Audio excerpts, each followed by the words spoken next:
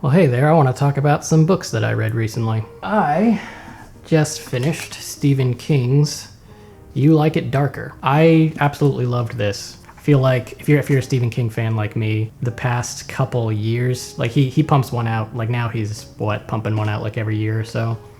And I feel like the last maybe like 5 years or so, his books have been okay. You know, like I wasn't crazy about The Institute. I thought it was fine. I read Holly. That was pretty good. That was like a true crime story. Like it kind of felt like I was watching like a true crime documentary, reading Holly. Billy Summers, wasn't crazy about that. And so it's like, some of his books just kind of recently were just like okay, and none of them really like grabbed me, But this one, I gotta say, I really, really, really enjoyed this.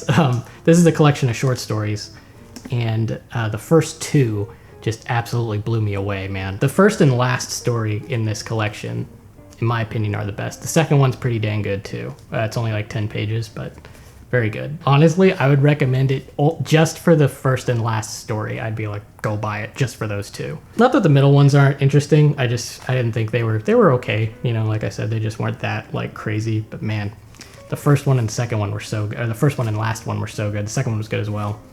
The first one, I'm not going to give anything away, but the first one is about two people who grow kind of old, and one of them dies. They're like best friends. One of them dies, and his son is like, or he's recanting to his son some stuff that happened when they were younger, and there's like a reporter sniffing around, and she's trying to get kind of the story of how they got their fame. Because she notices that these two people, came from like the middle of nowhere, and they were both like best friends, and then all of a sudden their careers just kind of started booming for seemingly out of nowhere, like seemingly no reason. And she was speculating that it was because of a hunting trip that they went on that they don't talk about. Very interesting. I'm not going to give anything more away, but like that was enough for me to be like, I wonder what's going on here. And then I have to talk about this. So I loved the last one because it was just so good, but the last one's called The Answer Man. And The Answer Man was a story that he started writing when he was in his 30s. And Stephen King didn't have an ending for it, but he like stuffed it in a drawer, and it was in his office for like years. And then recently, I think it was like 45 years later, his nephew like found it and was like, hey, this is really good. You should finish this. And he was like, oh, okay. And he finished the story, because he didn't finish the story 45 years ago because he didn't have an ending for it. But he finishes the story now as an older guy, because what is he, like 74 now? He finishes the story now because he has an ending for it, and now he has more experience and as a writer, and probably a different worldview, and it's just been so long that he's a very different writer now. And so now he has an ending for it. And I thought that was really cool, that like you could start a story in your 30s and then finish it in your 70s. Like that's insane. Yeah, and it's good. It's really good. They're both good. Honestly, the whole thing's good, but like, oh yeah, there's the big seller to this was like rattlesnakes, or the rattlesnakes. Hang on. Yeah, just rattlesnakes. I was right the first time. Rattlesnakes is a story. It's only, I think it's like 100 pages, something like that follows a character from Cujo. It follows him kind of like where his life went. It becomes a story kind of about loss and dealing with that. And it actually becomes like a ghost story, but they market it as like, oh, a sequel to Cujo. And I'm thinking like, oh, it's called Rattlesnakes. It's going to be like a creature feature with rattlesnakes, and it's going to be like rattlesnakes with rabies or something. I don't know. And I got all excited, but that's not what it is at all. Don't expect that. It is more of a ghost story. So if you're into ghost stories, which I am not, I personally am not really that into ghost stuff. I don't know why. It just doesn't do it for me. I did like Mike Flanagan's Hill House though, and Bly Manor. I do like Mike Flanagan's shows. I don't know why. The guy just knows how to make a show, man. I don't know. Mike Flanagan is fantastic. If you haven't seen anything by him, watch everything by him. He is great. Particularly Midnight Mass, but that's another... I could go on about Midnight Mass. Anyway, getting off topic. Yeah, so don't expect a sequel to Cujo. Expect a really well-written ghost story, about 100 pages. Again, I'm not really into ghost stories. He did a good job making me feel for the character. I was very invested in the character. And I won't tell you who that is because I don't want to spoil anything. But yeah, solid. Really solid.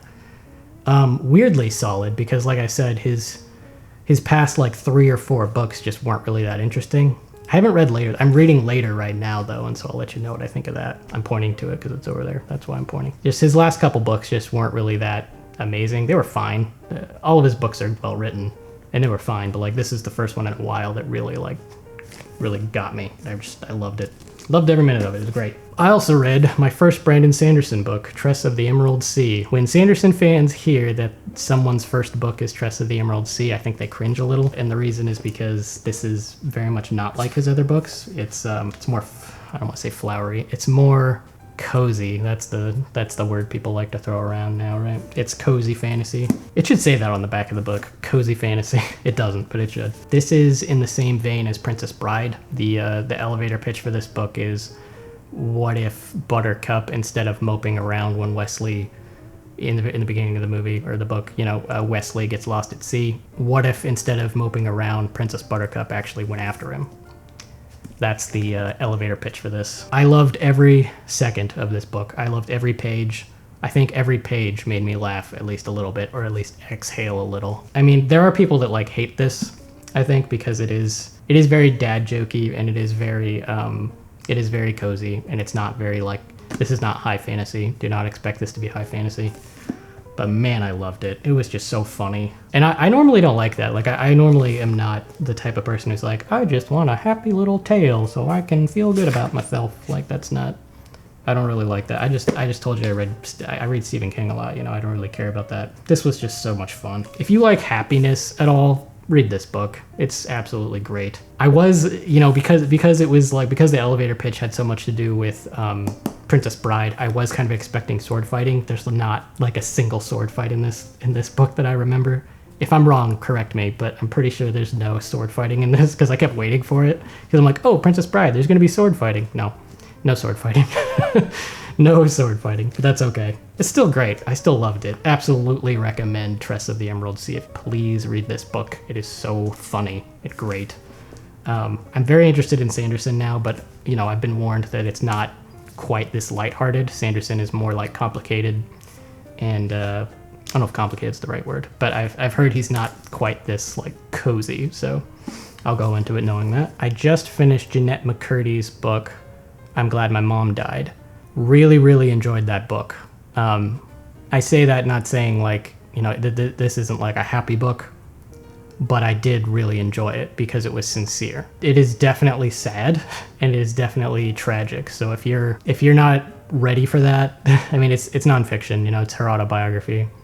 And if you're not ready for that, then don't read it. It can get graphic sometimes, but I was a fan of Nickelodeon growing up, and I did watch iCarly. I was a fan of that show, and I had no idea. I mean, no, I don't think anyone had any idea this was going on, but she talks a lot about Dan Schneider and her experience with Nickelodeon, and how they tried to get her to sign an NDA. They tried to pay her $300,000 just to not talk about Nickelodeon.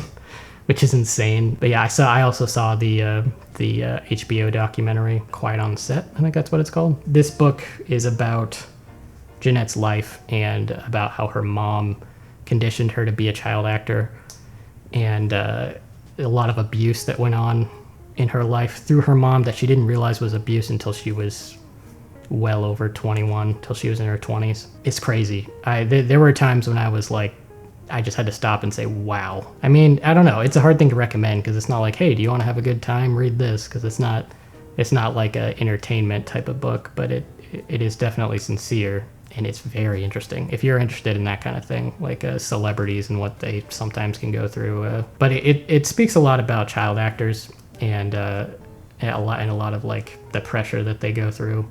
Sometimes when there's all this pressure put on a child, and it's like, oh, you're our whole family's source of income, it's like you have to, it's really important that you get this role. When she talks about certain memories that she has of her mom, you can tell that there's some definitely undiagnosed mental illness. Again, she never says it, but she shows it by talking about the memory. And it seems like it's bipolarism, maybe, or bipolar tendencies. Listening to her story is really interesting. She also talks about her time, like all the little roles she had. First, she was in Malcolm in the Middle for a little bit.